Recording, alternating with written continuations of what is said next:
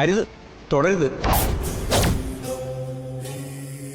ഇപ്പൊ സാറത് കൈകൊണ്ട് തുടണ്ട.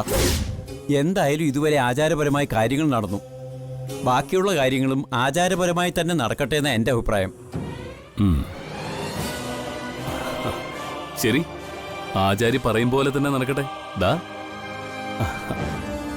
എന്താ ഇനിയുള്ള ആചാരം അത് പറഞ്ഞോ. നമ്മളൊരു മംഗളകാര്യത്തിന് ഒരുങ്ങി ഇറങ്ങുമ്പോൾ വിഘ്നം അതിൻ്റെ കൂടപ്പിറപ്പാ. ആ വിഘ്നങ്ങൾ ഒഴിയാൻ ഗണേശനെ വേണം പൂജിക്കാൻ. പിന്നെ അർദ്ധനാരീശ്വരനായ ഭഗവാൻ മഹാദേവനെ പൂജിക്കണം. അങ്ങനെ വിഘ്നങ്ങൾ ഒഴിവായി കല്യാണം നടക്കാനും ശിവപാർവതിമാരെ പോലെ മാതൃകാ ദമ്പതികളായി ദീർഘമാംഗല്യം അനുഭവിക്കാനും ഒരു പൂജ. ആ പൂജ കഴിഞ്ഞാൽ താലി കൈമാറാൻ സാധിക്കും. കൊള്ളാം. അങ്ങനെയാണെങ്കിൽ പൂജ നടത്തിക്കളയാം. മണിച്ച, ഓ സാർ, പൂജയ്ക്ക് വേണ്ടതൊക്കെ ഒരുക്കിക്കോളൂ. ആചാരിക്ക് വേണ്ടത് എന്താന്ന് വെച്ചാ ചെയ്തു കൊടുക്കണം. ഓ ഓ ശരി സാർ. എന്നാ ഞാനങ്ങോട്ട്. അങ്ങനെ ആയിക്കോട്ടെ. ആചാരി, പിന്നെ നമുക്ക് ഈ വിളക്കും കാര്യങ്ങളെല്ലാം അറേഞ്ച് ചെയ്യണ്ടേ?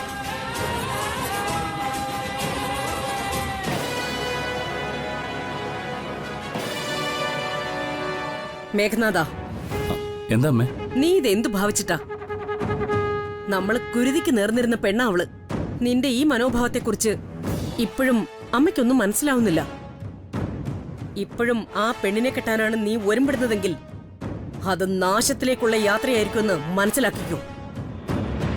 ഇതൊക്കെ കണ്ണുടച്ച് സ്വീകരിക്കാനും മനസ്സ് തുറന്ന് അംഗീകരിക്കാനും എനിക്കാവില്ല. എപ്പോഴും പറഞ്ഞില്ലാന്ന് വേണ്ട.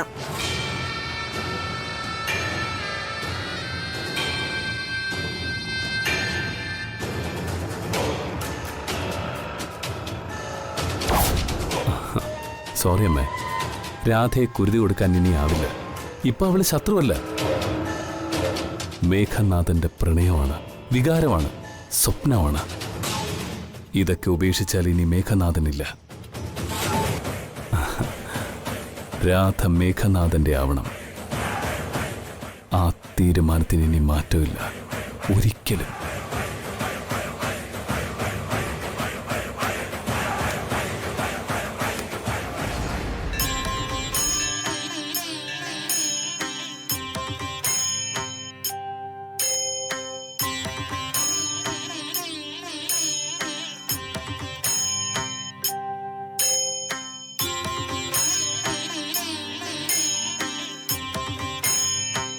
ഭഗവാനെ, തൃപ്പങ്ങോട്ട് വിട്ടത് മുതൽ ഞാൻ ജീവിച്ചത് എന്റെ കുട്ടികൾക്ക് വേണ്ടിയാണ്.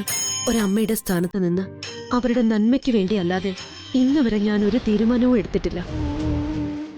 ഇന്ന് ഞാൻ എന്റെ ജീവിതത്തെ തന്നെ ബാധിക്കുന്ന അതിനിർണായകമായ ഒരു തീരുമാനം എടുക്കുകയാണ്. ഇതും എന്റെ കുട്ടികളുടെ നന്മയ്ക്ക് വേണ്ടിയാണ്, എനിക്ക് വേണ്ടിയല്ല. ഈ തീരുമാനത്തിലെ ശരിയും തെറ്റും നീ തന്നെ തീരുമാനിച്ചോളൂ. ഇതിന്റെ പേരില് ദോഷാനുഭവങ്ങൾ വന്നു ചേരാതെ നീ വേണോ എന്നെ കാത്ത് സംരക്ഷിക്കാൻ. എനിക്ക് പറയാനുള്ളത് നിന്റെ ഈ സന്നിധിയിൽ പറഞ്ഞു കഴിഞ്ഞു. ഇനി നിനക്ക് തീരുമാനിക്കാം എന്ത് വേണമെന്ന്.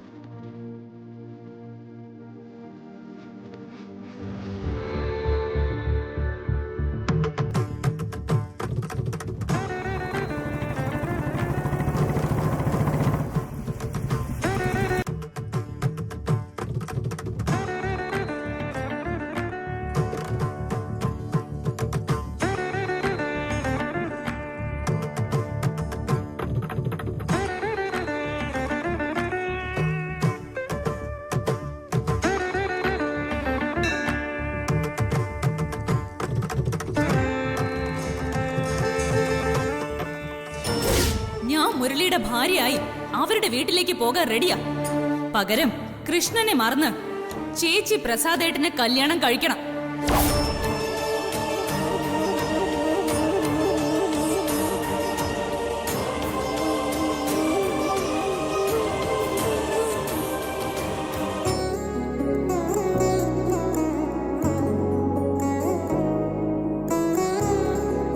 ഹലോ മാഡം, നമസ്കാരം.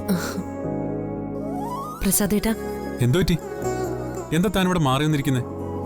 ഏയ്, ഞാൻ വെറുതെ തിരക്കിൽ നിന്ന് കുറച്ച് മാറിയിരുന്നേ ഉള്ളൂ.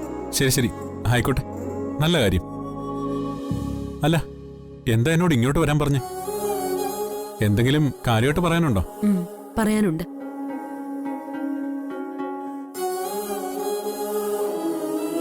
കേൾക്കുമ്പോ ചിലപ്പോ കളിയായിട്ട് തോന്നുമെങ്കിലും കാര്യഗൗരവമുള്ള ഒരു സംഗതി പറയാനാ ഞാൻ പ്രസാദേട്ടനെ ഈ അമ്പലത്തിലേക്ക് വിളിച്ചു വരുത്തിയത്.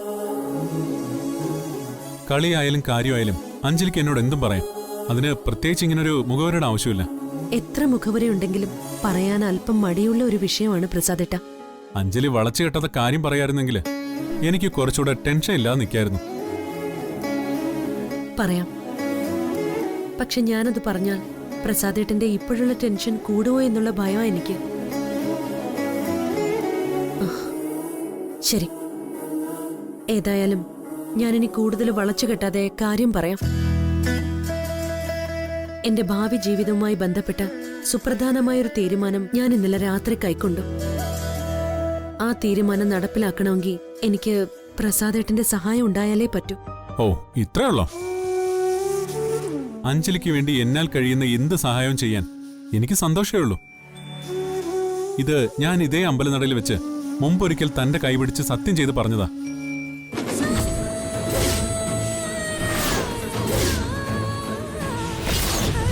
അഞ്ജലിക്കും കുടുംബത്തിനും എന്ത് ആവശ്യം ഉണ്ടായാലും എന്ത് പ്രശ്നം നേരിട്ടാലും അതെന്നോട് പറയണം. കുടുംബത്തിൽ ഒരാളായി തന്നെ ഞാൻ അതിന്റെ പരിഹാരത്തിന് വേണ്ടി ശ്രമിക്കും.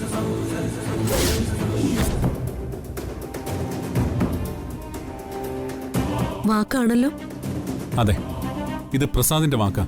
തനിക്ക് വിശ്വസിക്കാം.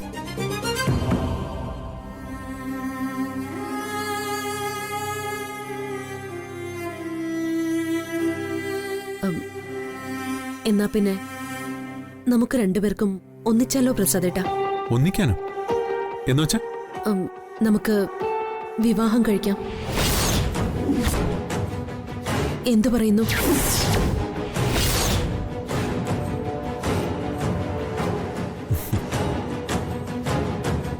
ശരി, ആയിക്കോട്ടെ. അഞ്ജലിക്ക് അങ്ങനെ ഒരു തോന്നലുണ്ടെങ്കിൽ നമുക്ക് വിവാഹം കഴിച്ചോളെ. വാ, നമുക്ക് പോയൊരു താലിമാല വാങ്ങി വരാം. വാ. ഏയ് പ്രസാദേട്ടാ, പ്ലീസ്, ഞാൻ തമാശ പറഞ്ഞതല്ല, സീരിയസ് ആയിട്ട് പറഞ്ഞതാ. ഇന്ന് പെട്ടെന്ന് ഇവിടെ ആരെ അറിയിക്കാതെ, ആരോടും ചോദിക്കാതെ, ഭഗവാനെ മാത്രം സാക്ഷി നിർത്തി നമ്മൾ ഇവിടെ വെച്ച് കല്യാണം കഴിക്കുന്നു. എന്താ, സമ്മതമാണോന്ന് പറ. എന്ന് ചോദിച്ചാ എനിക്കൊന്നും മനസ്സിലാവുന്നില്ല അഞ്ജലി. എന്താ ഇപ്പൊ പെട്ടെന്ന് ഇങ്ങനെ തോന്നാൻ?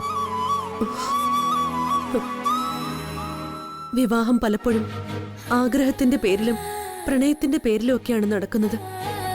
പക്ഷേ ഇന്ന് ഞാൻ പ്രസാദേട്ടനോട് വിവാഹ അഭ്യർത്ഥന നടത്തുന്നത് ഒരു പ്രത്യേക ആവശ്യത്തിന്റെ പുറത്താണ്.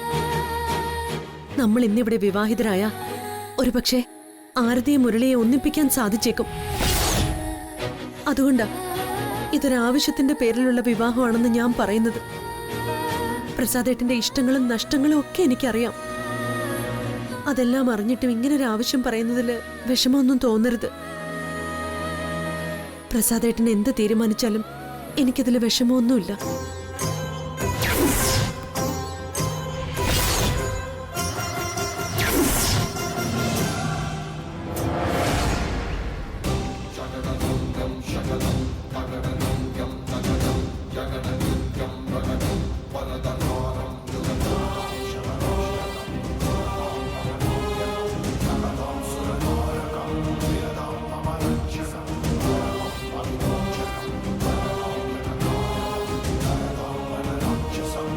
മിസ്റ്റേര് പൂജ. അയ്യോ, താലി പൂജ. താലി പൂജ കത്തിക്കയറുന്നുണ്ട്. മേഘ സാറ് യുദ്ധം ജയിച്ചാൽ മതിയായിരുന്നു.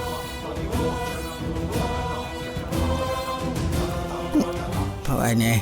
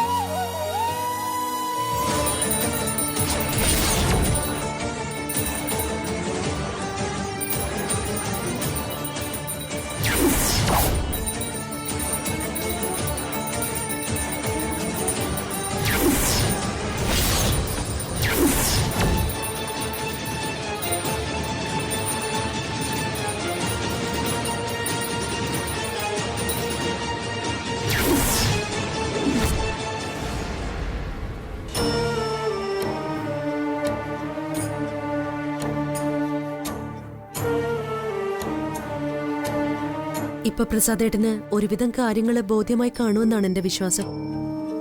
നമ്മുടെ രണ്ടുപേരുടെയും കുടുംബാംഗങ്ങളുമായി കെട്ടുപിടഞ്ഞു കിടക്കുന്ന നൂലാമാലകൾ നേരെയാക്കാൻ വേറെ മാർഗമില്ല. ഇനി ഇക്കാര്യത്തിൽ തീരുമാനം എടുക്കേണ്ടത് പ്രസാദേട്ടനാ. തീരുമാനം എന്തായാലും അത് പൂർണ്ണ മനസ്സോടെ ആയിരിക്കണമെന്നുള്ള ഒരു അഭ്യർത്ഥനയെ എനിക്കുള്ളൂ.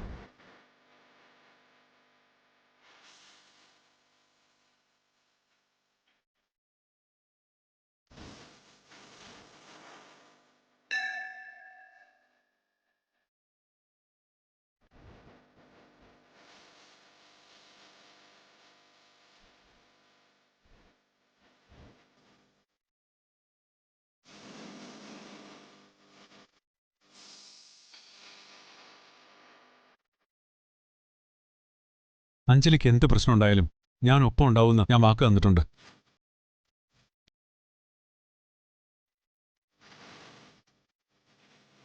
ഇപ്പോഴും ആ വാക്ക് ഞാൻ പാലിക്കുന്നു. അഞ്ജലി വിവാഹം കഴിക്കാൻ എനിക്ക് സമ്മതമാണ്.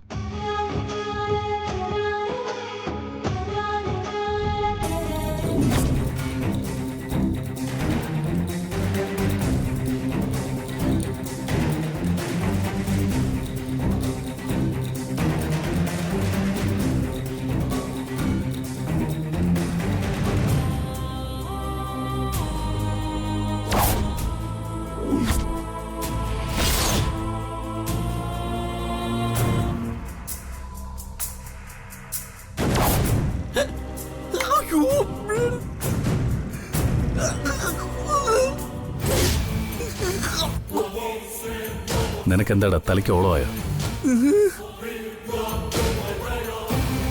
നീ എന്തിനാ നിന്നിങ്ങനെ പെരുകുന്നത്? പെട്ടെന്ന് ബാരിക്കേഡിന്റെ പിന്നിലൊരു മിസൈൽ വീണതുപോലെ ചെറിയൊരു ഞെട്ടലും വീർപ്പൂട്ടലും വന്നതാ.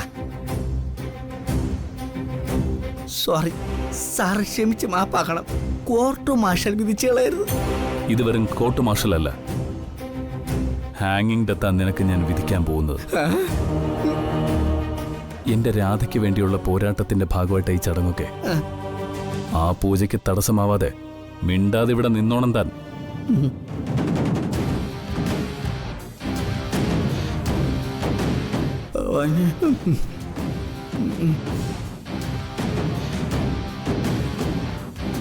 അല്ല സാറേ, എന്റെ പട്ടാള ചിന്തയിൽ സംശയത്തിന്റെ ഒരു ഡ്രോൺ കിടന്ന് കറങ്ങുന്നുണ്ട്. അതൊന്ന് ചോദിച്ചോട്ടെ. എന്ത് സംശയം?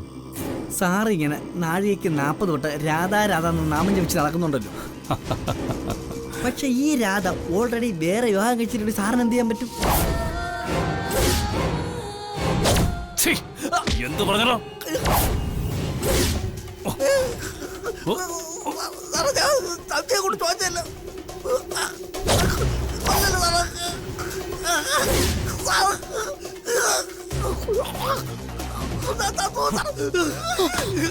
മേഘനാഥ, വേണ്ട.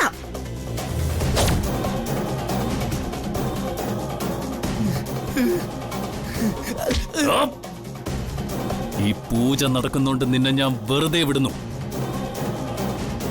ഇനി അഥവാ അവൾ അങ്ങനെ ആരെങ്കിലും വിവാഹം കഴിച്ചിട്ടുണ്ടെങ്കിൽ ഞാൻ അവനെയും കൊല്ലും. നോക്കിക്കോ. എന്നിട്ട് അവളെ സ്വന്തമാക്കും. രാധ മേഘനാഥനുള്ളതാ. മറ്റൊരാൾ അവളെ സ്വന്തമാക്കാൻ ആഗ്രഹിച്ച് നോക്കിയാൽ പോലും അവന്റെ അവസാനമായിരിക്കും. അവസാനം.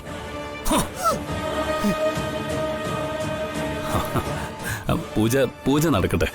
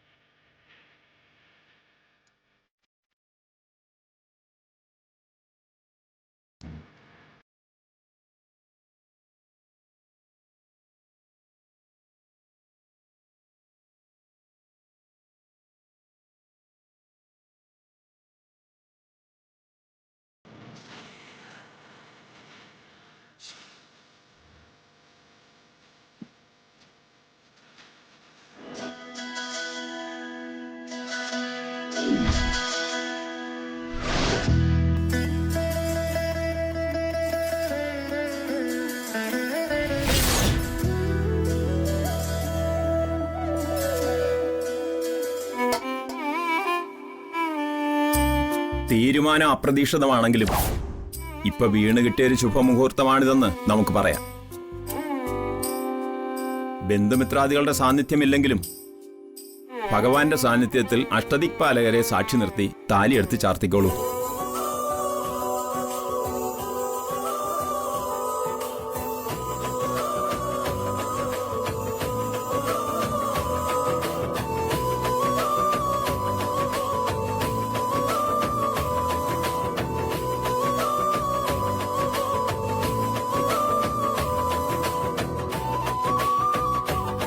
ക്ഷമിക്കണം, തിരുമേനി ഇപ്പൊ പറഞ്ഞില്ലേ, ഭഗവാനെയും അഷ്ടദിക്പാലരെയും സാക്ഷ്യപ്പെടുത്തിയാണ് ഞങ്ങൾ ഈ താലിചാർത്തൽ നടത്താൻ ഉദ്ദേശിക്കുന്നത്.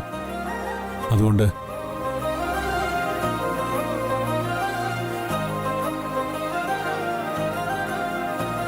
നെടുമാങ്ങല്യവും ശുഭമാങ്ങല്യവും ലഭിക്കാൻ ഭഗവാൻ അനുഗ്രഹിക്കട്ടെ. എല്ലാ ഐശ്വര്യങ്ങളും കൈവരട്ടെ.